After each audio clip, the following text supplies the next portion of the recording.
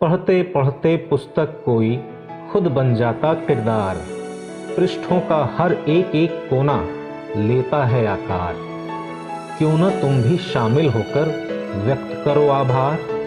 चुपके से दस्तक देता है ये साहित्य संसार। साथियों नमस्कार, आप सभी का स्वागत है कहानी केंद्र में। मेरा नाम है मलय भट्टाचार्य। साथियों, आज मैं आपको सुनाने जा रहा हूँ विश्वविख्यात कवि, साहित्यकार, संगीतकार, चित्रकार, दार्शनिक और भारतीय साहित्य के नोबेल पुरस्कार विजेता कवि गुरु रविंद्रनाथ टैगोर की एक कहानी। रविंद्रनाथ टैगोर का जन्म 7 मई 1861 को कलकत्ता में हुआ था। रविंद्रनाथ टैगोर ने बांग्ला साहित्य के माध्यम से भारतीय सांस्कृतिक चेतना को जगाने का सफल प्रयास किया। उनकी उत्कृष्ट रचनाएं संसार की कई भाषाओं में अनुवादित होकर प्रकाशित हो चुकी हैं। आज जो कहानी मैं आपको सुनाने वाला हूं, उसका शीर्षक है अंतिम प्यार।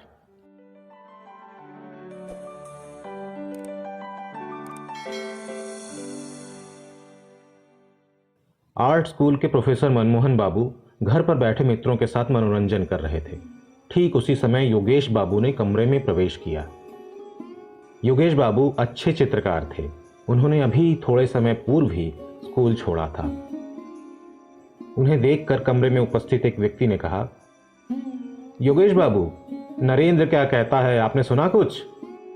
योगेश बाबू ने आराम कुर्सी पर बैठकर पहले तो एक लंबी सांस खींची, तत्पश्चात बोले, क्या कहता है? नरेंद्र कहता है बंग प्रांत में उसकी श्रेणी का कोई भी चित्रकार इस समय नहीं है। ठीक है, अभी कल का छोकरा है ना, हम लोग तो जैसे आज तक घास छीलते रहे हैं। झुंझलाकर योगेश बाबू ने कहा। जो लड़का बातें कर रहा था उसने कहा, केवल यही नहीं, नरेंद्र आपको भी सम्मान की दृष्टि से नहीं देखता। योगेश बाबू ने उपेक्षित भाव से कहा, क्यों, कोई अपराध? वो कहता है आप आदर्श का ध्यान रखकर चित्र नहीं बनाते। तो किस दृष्टिकोण से बनाता हूं? दृष्टिकोण? रुपए के लिए। योगेश ने आंखें बंद करके कहा। व्यर्थ। फिर आवेश में कानों के पास बिखरे से अपने अस्त व्यस्त बालों को ठीक कर बहुत देर तक मौन बैठा रहा।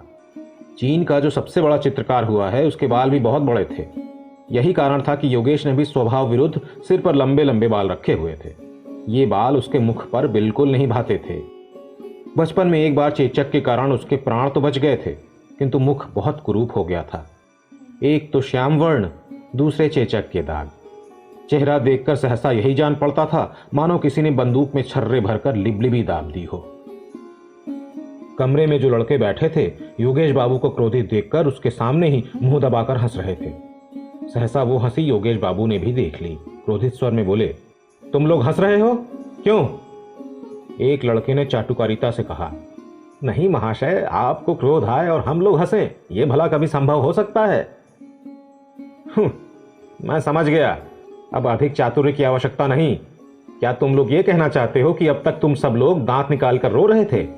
मैं ऐसा मूर्ख नहीं हूं। ये कहकर उन्होंने आंखें बंद कर ली। लड़कों ने किसी प्रकार हंसी रोककर कहा, चलिए यूं ही सही, हम सब हंसते ही थे और रोते भी क्यों, पर हम नरेंद्र के पागलपन को सोचकर हंसते थे। वो देखो, मास्टर साहब के साथ नरेंद्र भी आ रहा है। मास्टर साहब के साथ नरेंद्र ने भी कमरे में प्रवेश किया। योगेश ने एक बार नरेंद्र की ओर वक्र दृष्टि से देखकर मनमोहन बाबू से कहा, महाशय, नरेंद्र मेरे विषय में क्या कहता है? मनमोहन बाबू जानते थे कि इन दोनों में बनती नहीं है। दो पाषाण जब परस्पर टकराते हैं तो अग्नि उत्पन्न हो ही जाती है। अतएव वो बात को संभालते मुस्कुराते से बोले, योगेश बाबू, नरेंद्र क्या कहता है?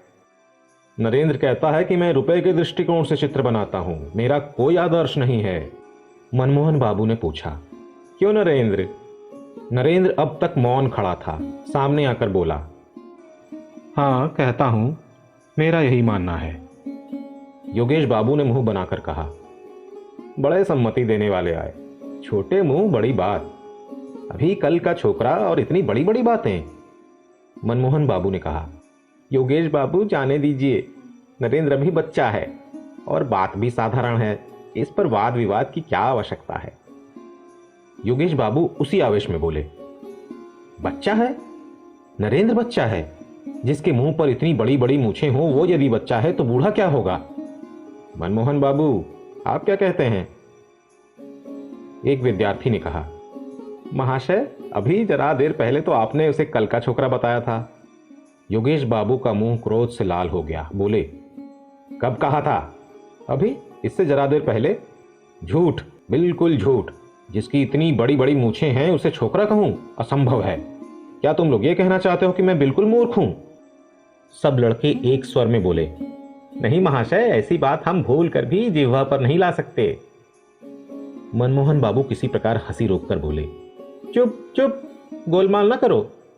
योगेश बाबू ने कहा, हाँ नरेंद्र, तुम ये कहते हो कि बंग प्रांत में तुम्हारी टक्कर का कोई चित्रकार नहीं है। नरेंद्र ने कहा, आपने कैसे जाना? तुम्हारे मित्रों ने कहा। मैं ये नहीं कहता, तब भी इतना अवश्य कहूंगा कि मेरी तरह हृदय रक्त निचोड़कर बंगाल में कोई चित्र नहीं बनाता। इसका प्रमाण? नरेंद्र ने आवेशमय स्वर में कहा, प्रमाण की क्या आवश्यकता है? मेरा अपना यही विचार है। तुम्हारा विचार असत्य है। नरेंद्र बहुत कम बोलने वाला व्यक्ति था। उसने कोई उत्तर नहीं दिया। मनमोहन बाबू ने इस अप्रिय वार्तालाप को बंद करने के लिए कहा, नरेंद्र, इस बार प्रदर्शनी के लिए तुम चित्र बनाओगे ना? नरेंद्र ने कहा, विचार तो है, देखूंगा तुम्हारा चित्र कैसा रहता है। नरेंद्र ने श्रद्धा भाव से उनकी पगधूली लेकर कहा, जिसके गुरु आप हैं उसे क्या चिंता, देखिएगा सर्वोत्तम रहेगा। योगेश बाबू ने कहा, राम से पहले रामायण, पहले चित्र बनाओ फिर कहना। नरेंद्र ने योगेश बाबू की ओर देखा, कहा कुछ भी नहीं, किंतु मौन भाव और उपेक्षा ने बातों से कहीं अधिक योगेश के हृदय को ठेस पहुंचाई। मनमोहन बाबू ने कहा, योगेश बाबू, चाहे आप कुछ भी कहें मगर नरेंद्र को अपनी आत्मिक शक्ति पर बहुत विश्वास है। मैं दृढ़ निश्चय से कह सकता हूं कि यह भविष्य में एक बड़ा चित्रकार होगा। नरेंद्र धीरे धीरे कमरे से बाहर चला गया। एक विद्यार्थी ने कहा, प्रोफेसर साहब, नरेंद्र में किसी सीमा तक विक्षिप्तता की झलक दिखाई देती है। मनमोहन बाबू ने कहा, हाँ, मैं भी मानता हूं। जो व्यक्ति अपने भाव अच्छी तरह प्रकट करने में सफल हो जाता है उसे सर्वसाधारण किसी सीमा तक विक्षिप्त समझते हैं। चित्र में एक विशेष प्रकार का आकर्षण तथा मोहकता उत्पन्न करने की उसमें असाधारण योग्यता है। तुम्हें मालूम है नरेंद्र ने एक बार क्या किया था? मैंने देखा कि नरेंद्र के बाएं हाथ की उंगली से खून का फव्वारा छूट रहा है और वो बिना किसी कष्ट के बैठा चित्र बना रहा है। मैं तो ये देखकर चकित रह गया। मेरे मालूम करने पर उसने उत्तर दिया कि उंगली काट कर देख रहा था कि खून का वास्तविक रंग क्या है। अजीब व्यक्ति है। तुम लोग इसे विक्षिप्तता कह सकते हो, किंतु इसी विक्षिप्तता के कारण ही तो वो एक दिन अमर कलाकार कहलाएगा। योगेश बाबू आंखें बंद करके सोचने लगे। जैसे गुरु वैसे चेले, दोनों के दोनों पागल हैं। नरेंद्र सोचते सोचते अपने घर की ओर चला जा रहा था। मार्ग में भीड़ भाड़ थी, कितनी ही गाड़ियां चली जा रही थी, किंतु इन बातों की ओर उसका जरा भी ध्यान नहीं था। उसे क्या चिंता थी, संभवतः इसका भी उसे पता न था। नरेंद्र थोड़े समय के भीतर ही एक बहुत बड़ा चित्रकार हो गया था। इन थोड़े से समय में वो इतना सुप्रसिद्ध और सर्वप्रिय हो गया था कि उसके ईर्ष्यालु मित्रों को अच्छा न लगा। इन्हीं ईर्ष्यालु मित्रों में योगेश बाबू भी थे। नरेंद्र में एक विशेष योग्यता और उसकी तुलिका में एक असाधारण शक्ति है। योगेश बाबू इसे दिल ही दिल में खूब समझते थे, परंतु ऊपर से इसे मानने के लिए तैयार न थे। थोड़े समय में ही इतनी प्रसिद्धि प्राप्त करने का एक विशेष कारण भी था। वो ये कि नरेंद्र जिस चित्र को भी बनाता था अपनी सारी योग्यता उसमें लगा देता था। उसकी दृष्टि केवल चित्र पर रहती थी। पैसे की ओर भूल कर भी उसका ध्यान नहीं जाता था। उसके हृदय की महत्वाकांक्षा थी कि चित्र बहुत ही सुंदर हो, उसमें अपने ढंग की विशेष विलक्षणता हो, मूल्य चाहे कम मिले या अधिक। वो अपने विचार और भावनाओं की मधुर रूपरेखाएं अपने चित्र में देखता था। जिस समय वो चित्रकारी करने बैठता तो चारों ओर फैली हुई असीम प्रकृति और उसकी सारी रूपरेखाएं हृदय पट से गूंथ देता। इतना ही नहीं, वो अपने अस्तित्व से भी विस्मृत हो जाता। उस समय वो पागलों की भांति दिखाई पड़ता और अपने प्राण तक उत्सर्ग कर देने से भी उस समय संभवतः उसको संकोच न होता। ये दशा उस समय की एकाग्रता में होती। वास्तव में इसी कारण से उसे ये सम्मान प्राप्त हुआ था। उसके स्वभाव में सादगी थी। वो जो बातें सादगी से कहता, लोग उसे अभिमान और प्रदर्शनी से लदी हुई समझते। उसके सामने कोई कुछ न कहता, परंतु पीठ पीछे लोग उसकी बुराई करने से न चूकते। वो किसी की बात को कान लगाकर न सुनता।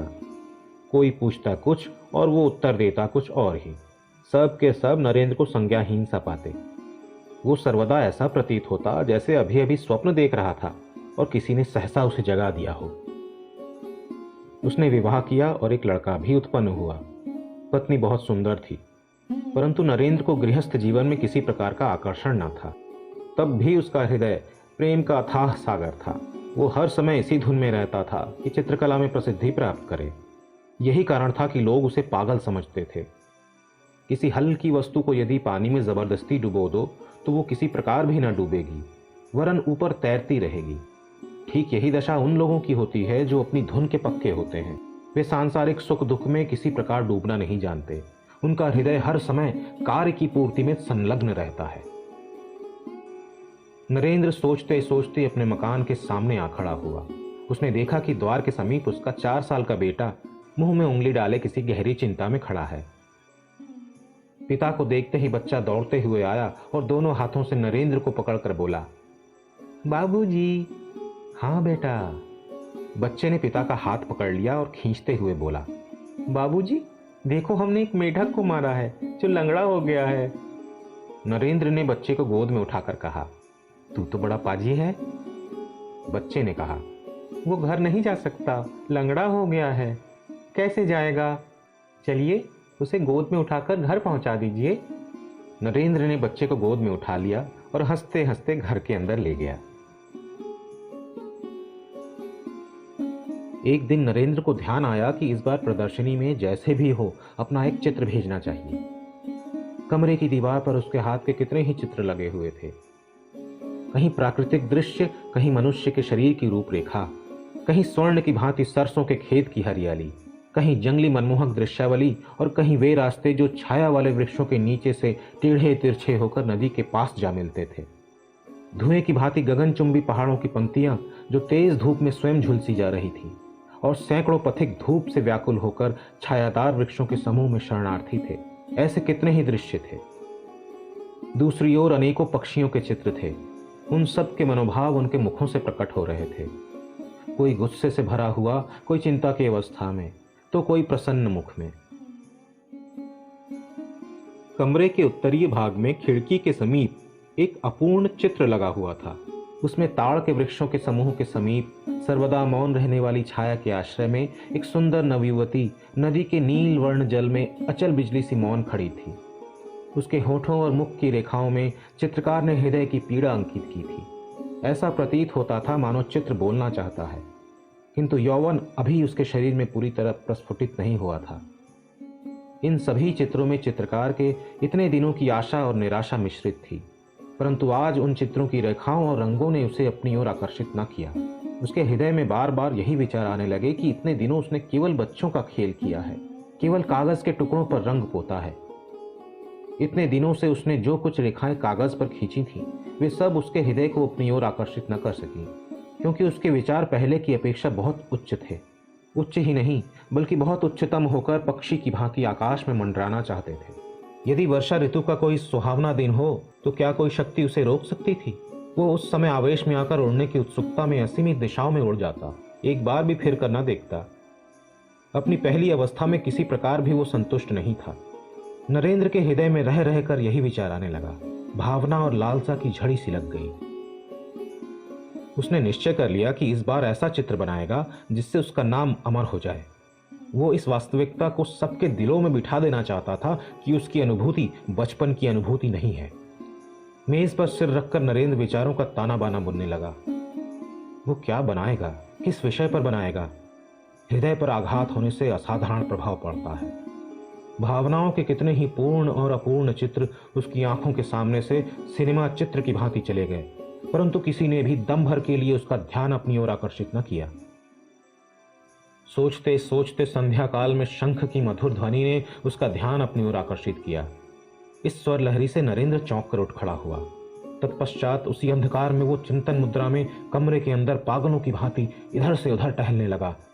सब व्यर्थ। महान प्रयत्न करने के पश्चात भी उसे कोई विचार न सूझा। रात बहुत हो चुकी थी। अमावस्या की अंधेरी में आकाश परलोक की भांति धुंधला प्रतीत होता था। नरेंद्र कुछ खोया खोया सा पागलों की भांति उसी ओर ताकता रहा। तभी बाहर से रसोइये ने द्वार खटखटा कर कहा, बाबूजी। चौंक कर नरेंद्र ने पूछा, कौन है? बाबूजी, भोजन तैयार है, चलिए। झुंझलाते हुए नरेंद्र ने कटु स्वर में कहा, मुझे तंग न करो, जाओ, मैं इस समय कुछ न खाऊंगा। कुछ थोड़ा सा खा लीजिए बाबूजी।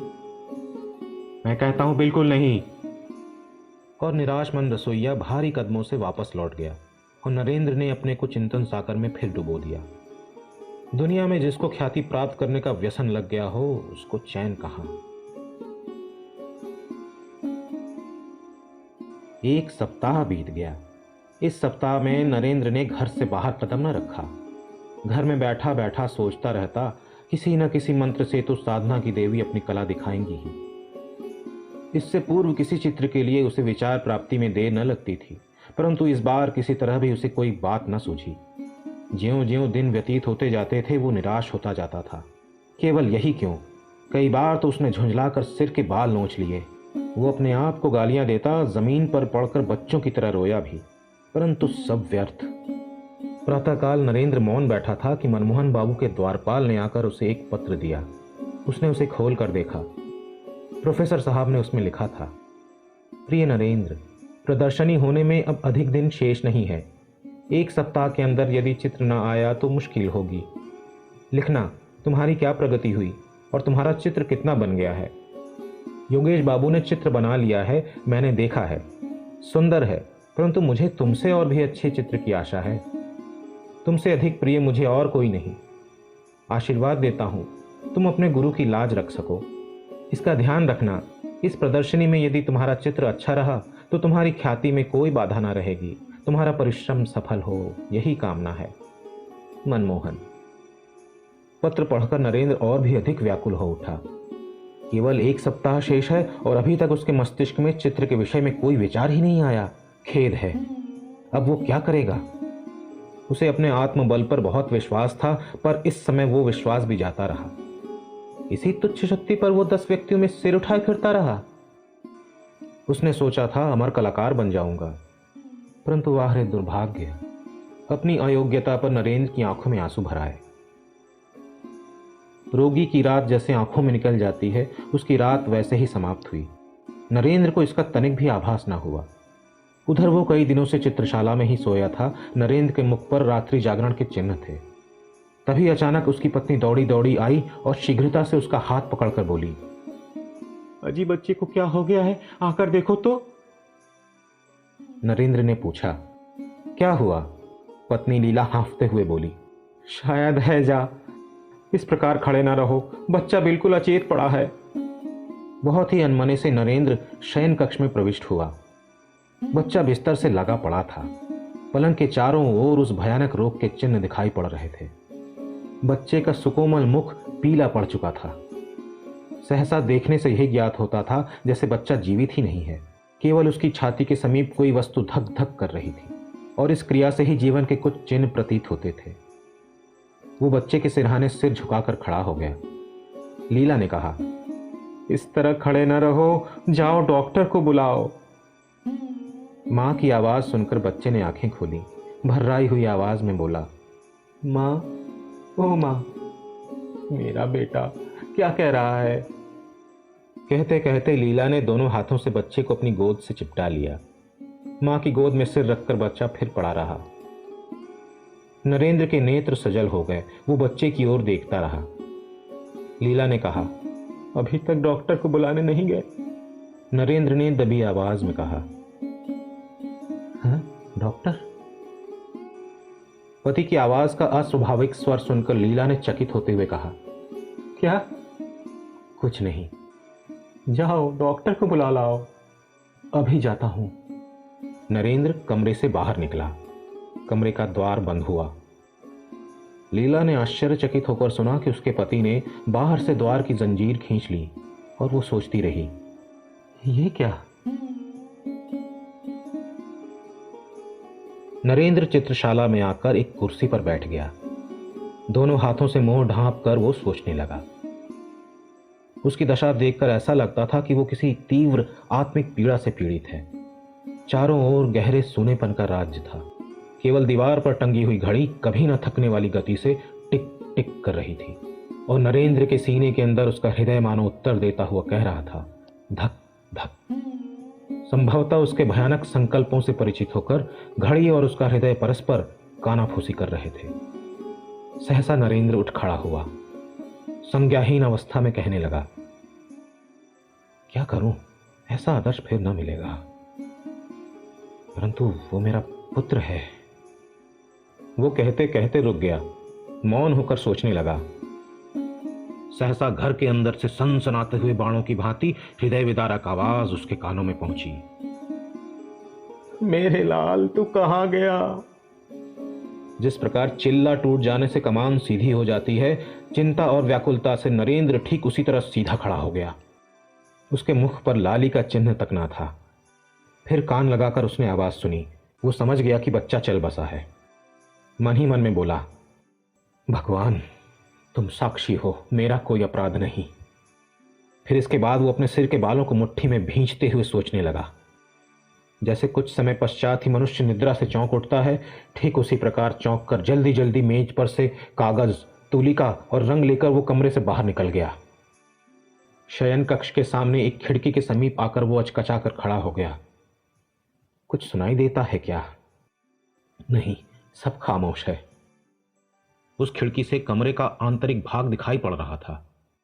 झांक कर भय से थर थर कांपते हुए उसने देखा तो उसके सारे शरीर में कांटे से चुभ गए। बिस्तर उलट पुलट हो रहा था। पुत्र को गोद में लिए मां वहीं पर तड़प रही थी और इसके अतिरिक्त मां कमरे में पृथ्वी पर लौटते हुए बच्चे के मृत शरीर को दोनों हाथों से छाती से चिपटाए, बाल बिखरे, नेत्र विस्फारित किए बच्चे के निर्जीव मुख को बार बार चूम रही थी। नरेंद्र की दोनों आंखों में जैसे किसी ने 2 सलाखें चुबो दी हों। उसने होंठ दबाकर कठिनता से स्वयं को संभाला और इसके साथ ही कागज पर पहली रेखा खींची। उसके सामने कमरे के अंदर वही भयानक दृश्य उपस्थित था। संभवतः संसार के किसी अन्य चित्रकार ने ऐसा दृश्य सम्मुख रखकर तुलिका न उठाई होगी। देखने में नरेंद्र के शरीर में कोई गति न थी, परंतु उसके हृदय में कितनी वेदना थी उसे कौन समझ सकता है। वो तो पिता था। नरेंद्र जल्दी जल्दी चित्र बनाने लगा। जीवन भर चित्र बनाने में इतनी जल्दी उसने कभी न की। उसकी उंगलियां किसी अज्ञात शक्ति से असीमित शक्ति प्राप्त कर चुकी थी।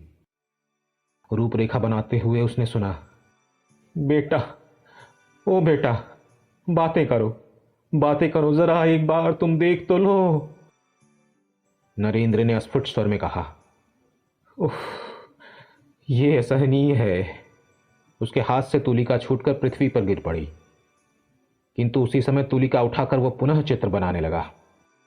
रह रह कर लीला का क्रंदन रुदन कानों में पहुंचकर हृदय को बेधता और रक्त की गति को मंद करता और उसके हाथ स्थिर होकर उसकी तुलिका की गति को रोक देते।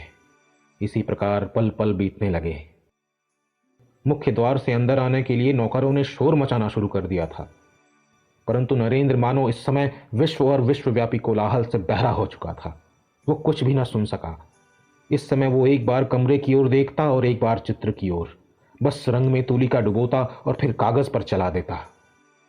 वो पिता था, परंतु कमरे के अंदर पत्नी के हृदय से लिपटे हुए मृत पुत्र की याद भी वो धीरे धीरे भूलता जा रहा था। सहसा लीला ने उसे देख लिया।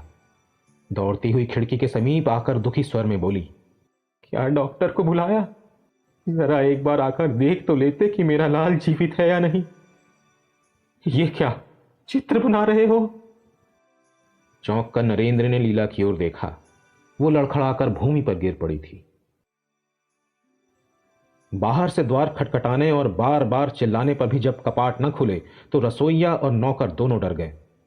वे अपना काम समाप्त करके प्रायः संध्या समय घर चले जाते थे और प्रातःकाल काम करने आ जाते थे।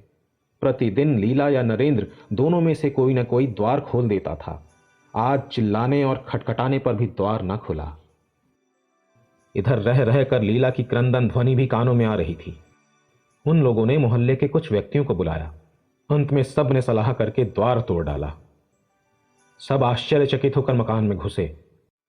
सीढ़ियों से चढ़कर ऊपर आए तो देखा कि दीवार का सहारा लिए दोनों हाथ जंघाओं पर रखे नरेंद्र सिर नीचा किए हुए बैठा है।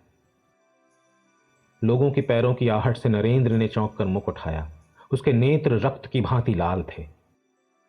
अचानक वो ठहाका मारकर हंसने लगा और सामने लगे चित्र की ओर उंगली दिखाकर बोला, डॉक्टर, डॉक्टर, डॉक्टर, मैं अमर हो गया, मैं अमर हो गया। दिन बीतते गए, प्रदर्शनी आरंभ हो गई। प्रदर्शनी में देखने की कितनी ही वस्तुएं थी, परंतु दर्शक एक ही चित्र पर झुके पड़ते थे। चित्र छोटा सा था और अधूरा भी। नाम था अंतिम प्यार।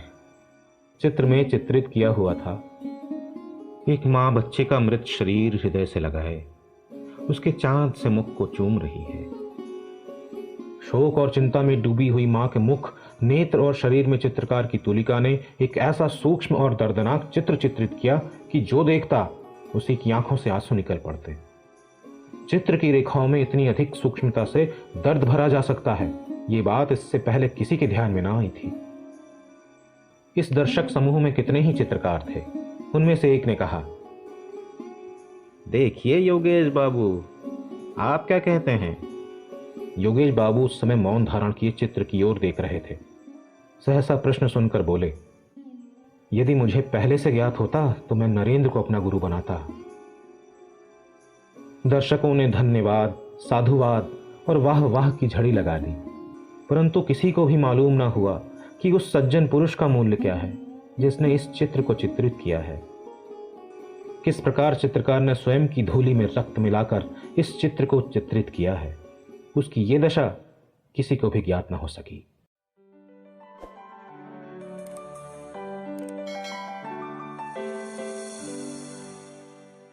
तो साथियों, अभी आप सुन रहे थे रविंद्रनाथ टैगोर द्वारा लिखी हुई कहानी अंतिम प्यार। ये कहानी आपको कैसी लगी कमेंट सेक्शन में मुझे बताइएगा ज़रूर। अगर अच्छी लगी हो तो इसे लाइक और अपने जानने वालों में शेयर करिएगा ताकि दूसरे भी इसका आनंद उठा सकें। ऐसे ही संवेदनशील कहानियों को आगे भी सुनने के लिए मेरे चैनल को सब्सक्राइब कर लीजिए। बेल आइकन को प्रेस करके ऑल नोटिफिकेशन पर सेट कर दीजिए, जिससे नई कहानियां अपलोड होने पर आपके पास नोटिफिकेशन तुरंत पहुंच जाए। अगली कहानी के साथ मैं जल्दी ही लौटता हूं। तब तक के लिए शुभकामनाएं।